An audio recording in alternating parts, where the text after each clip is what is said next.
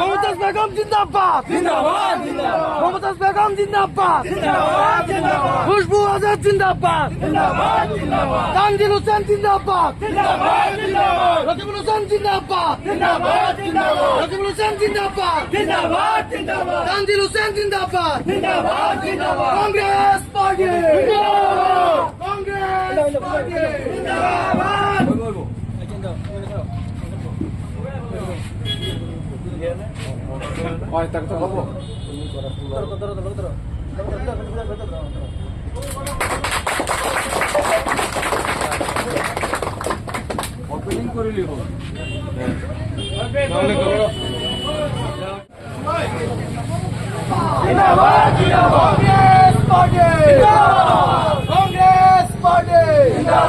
মমতাজ বেগম, খুশবু আজাদ, মমতাজ বেগম, তানজিল হোসেন, রকিবুল হোসেন।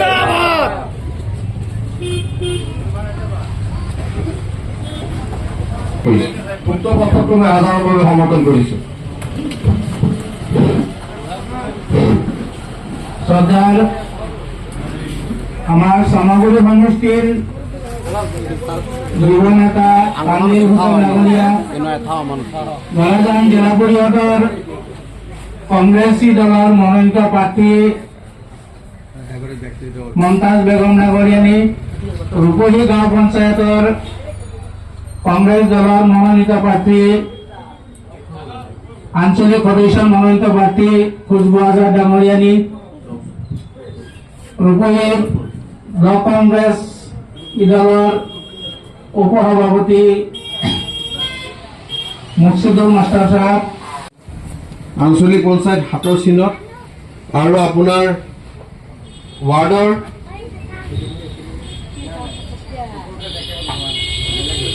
সেইটো আপোনালোকে স্থানীয় নেতাক আপোনালোকে সুধি ল'ব, ৱাৰ্ডৰ নেতাক, যে আমাৰ ইয়াত কংগ্ৰেছ সমৰ্থিত পাৰ্টি কি কি চিম্বলত পাইছে সেইখিনিক আপোনালোকে জয়যুক্ত কৰিব লাগিব। তাৰপিছত আপোনালোকৰ মাজত আহি আমি আকৌ উন্নয়নৰ কথা পাতিম, ঠিক আছে?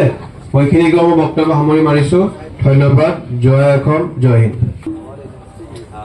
সভাৰ সভাপতি মহোদয়, আমাৰ সন্মানীয় যুৱ নেতা তানজিল হোসেন ডাঙৰীয়া, আমাৰ ব্লক কংগ্ৰেছৰ আৰু মণ্ডল কংগ্ৰেছৰ সমূহ কৰ্মকৰ্তাসকল, উপস্থিত সন্মানীয় ব্যক্তিসকল, আই মাতৃসকল আৰু মোৰ ভাই বন্ধুসকল, আপোনালোকক সকলো কথা তানজিল হোসেন ডাঙৰীয়াই বিৱৰি কৈছে, ভাঙি কৈছে, সময়ো কম, গতিকে মই সেইবিলাক কথা কৈ পেলাই সময় নষ্ট নকৰো।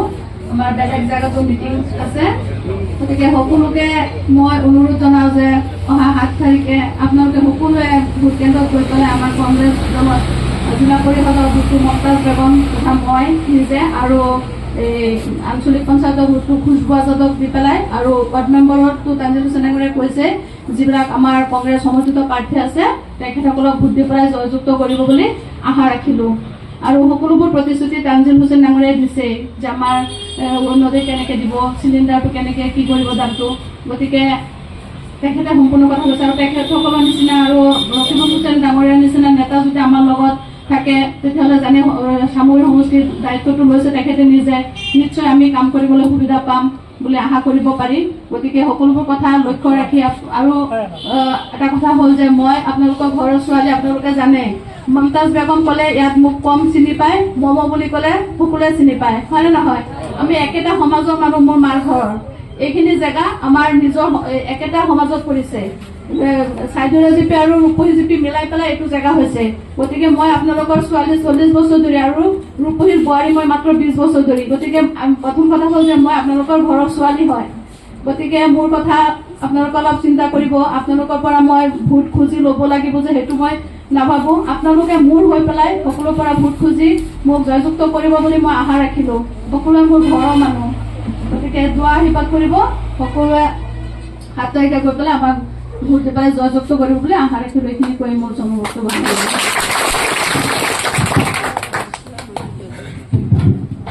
তেখেতক এখন গোলাম গামোচাৰে আদৰণি জনাব আনোৱাৰুল হুছেইনে।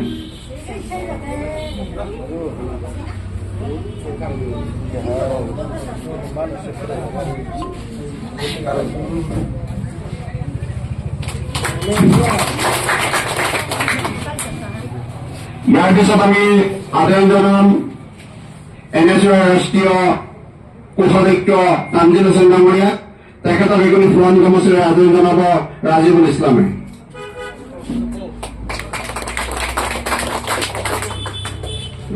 ইয়াৰ পিছত বৰাজান জিলা পৰিষদৰ কংগ্ৰেছ দলৰ মনোনীত প্ৰাৰ্থী মমতাজ বেগম ডাঙৰীয়ানীক এখনি ফুলাম গামোচাৰে আদৰণি জনাব মুজাম্মেল হুছেইনে।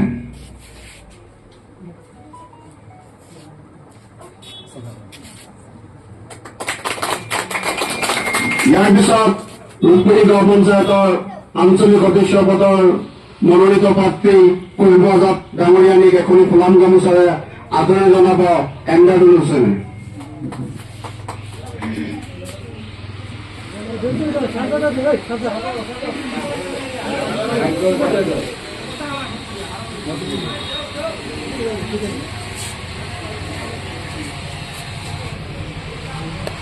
ইয়াৰ পিছত আমি আদৰণি জনাম মুখলেছুদ্দিন ডাঙৰীয়াক এখনি ফুলাম গামোচাৰে আদৰণি জনাব ৰিজৱানুল ইছলামে।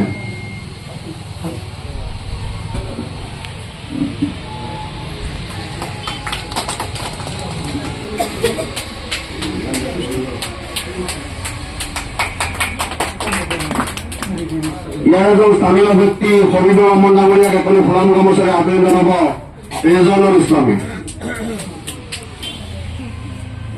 পঞ্চায়তৰ প্ৰাৰ্থী আমাৰ কংগ্ৰেছ দলৰ মনোনীত খুজবু আজাদ ডাঙৰীয়ানী আৰু মোৰ সন্মুখত থকা আমাৰ মঞ্চত উপস্থিত থকা আমাৰ কংগ্ৰেছৰ নেতাসকল,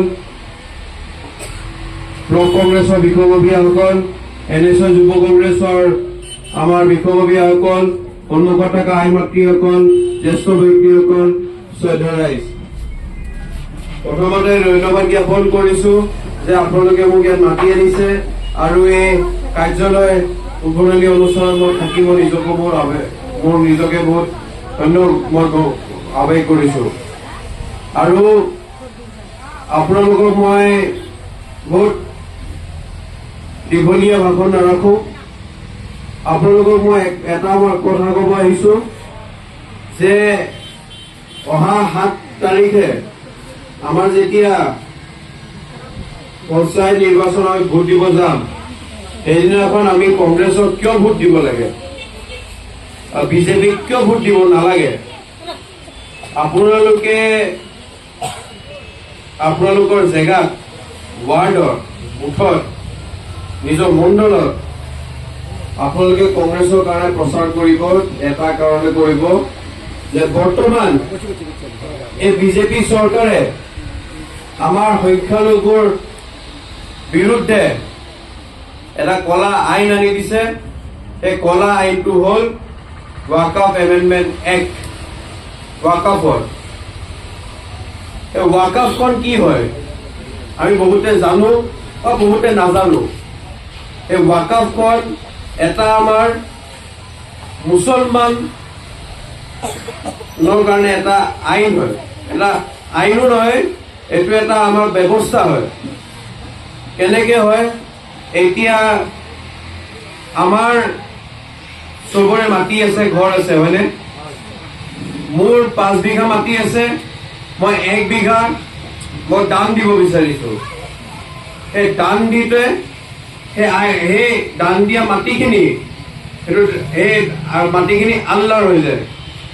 সেই আল্লাহৰ যে হৈ যায়, তাত আমি কেতিয়াও আমাৰ নিজৰ কিবা ব্যক্তিগত বস্তু আমি বনাব নোৱাৰো। তাত হ'ব লাগিব আমাৰ মছজিদ, মাদ্ৰাছা, কবৰস্থান, ঈদগাহ বা আমাৰ মুছলমানৰ আমাৰ যোনবিলাক মুছলমান আমাৰ ব্যক্তিক আমাক লাগে সেই বস্তুখিনি বনাব পাৰিব।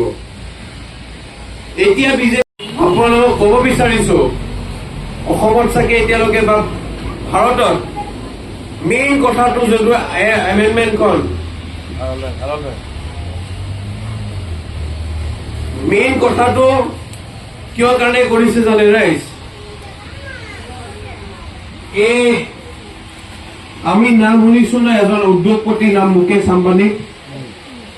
স্মাৰ্ট ফিল্টাৰ এটা কথা কওঁ, আপোনালোকক কথা দিছো, আমাৰ জিলা পৰিষদ হোৱাৰ লগে লগে মানে ইয়াত আমাৰ নগাঁও গঠন হোৱাৰ লগে লগে আপোনালোকৰ অৰুণৰ পইচা ৩,৫০০ টকা হৈ যাব ৰাইজ। তাৰ পৰৱৰ্তী সময়ত আপোনালোকে খবৰ ল'ব আমাৰ তেলেংগানা হায়দৰাবাদ তাত ৰেৱন্ত ৰেড্ডী ডাঙৰীয়াৰ নেতৃত্বত কংগ্ৰেছৰ চৰকাৰ চলি আছে। তাত খোৱা চিলিণ্ডাৰৰ দাম ৫০০ টকা হয়।